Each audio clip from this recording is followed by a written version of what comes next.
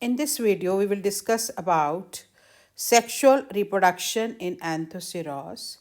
Anthoceros is Bryophyta. We have earlier discussed its morphology and anatomy in the previous video, Anthoceros 1. Link will be shared in the description box. Now, plant body is in the form of thallus. Now, what is sexual reproduction? When it is with the help of sex organs. This is called as sexual reproduction.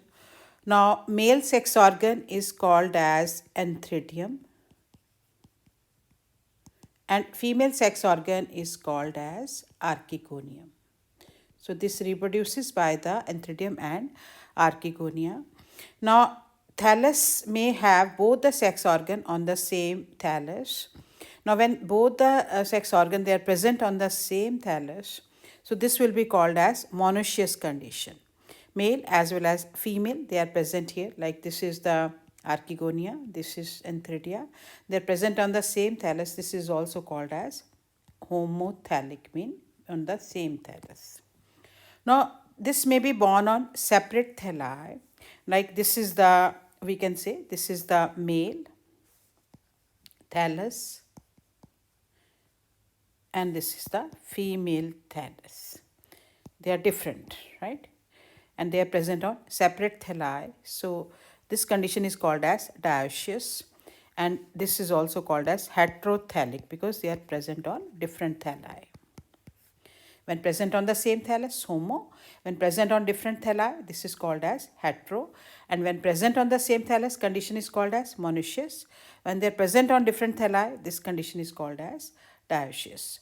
Now, in this video, we will discuss about male thallus. Now, we can cut through this where Antheridia are born on the thallus and see its anatomy and organization of the male sex organ Antheridium. Now, in the next slide, we'll discuss about male Anthoceros. And when we have cut the section like this, and we'll see under the microscope, we can see there a cavity is present in the thallus. So, we can say Antheridia are present endogenously inside the thallus. And they are present on the dorsal surface of the thallus. And these cavities which contain Antheridia, these cavities they are also called as antheridial chamber. Now, here single Antheridium is not born. There are many Antheridia. So, this group of Antheridia, this can be 2, 4, 6, 8 in number. So, this is called as Androsia. We can see by stalk, this is attached over here. And this is the body of the Antheridium. If we see the thallus, this is the upper epidermis. This is the lower epidermis. Anatomy we have discussed in the Anthoceros anatomy video. You can watch that video. Link is shared in the description box. Now, a cavity is covered by two-layered roof, right? This is two-layered roof. And this part is of the gametophytic thallus because main plant body in Anthoceros is gametophyte. This is haploid. And this cavity which is called as antheridial chamber will have group of Antheridia called as Androsia. And this part is the thallus tissue.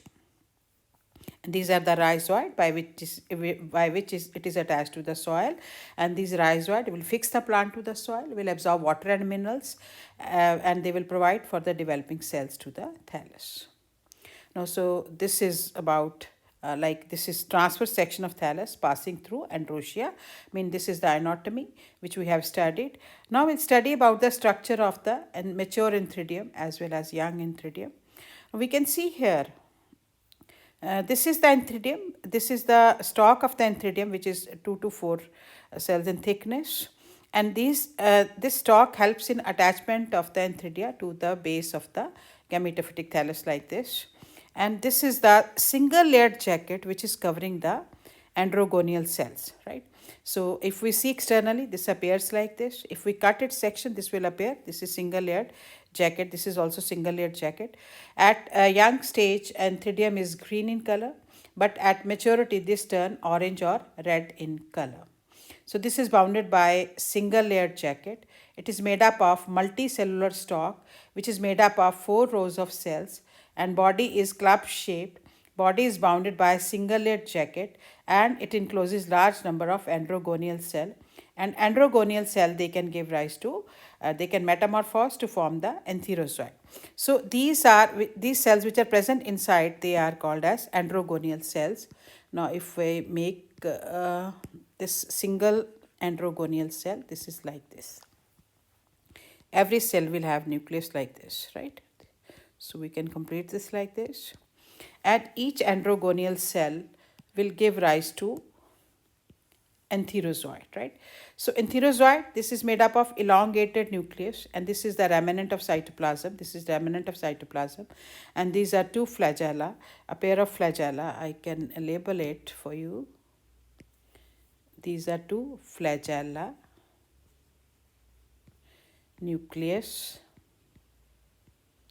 and this is the cytoplasm, which is remnant cytoplasm.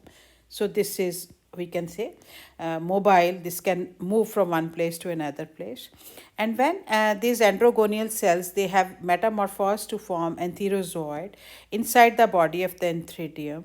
Now when this, because this is growing at moist damp places, and when this imbibe water, this will swell up and the pressure will be exerted, as all these antherozoid, they will be coming from tip of the Antheridium. This area will rupture by pressure, and these antherozoid will come, and with the help of water current, now they can move toward the female archegonium. So in the next video, we'll study about female Anthoceros.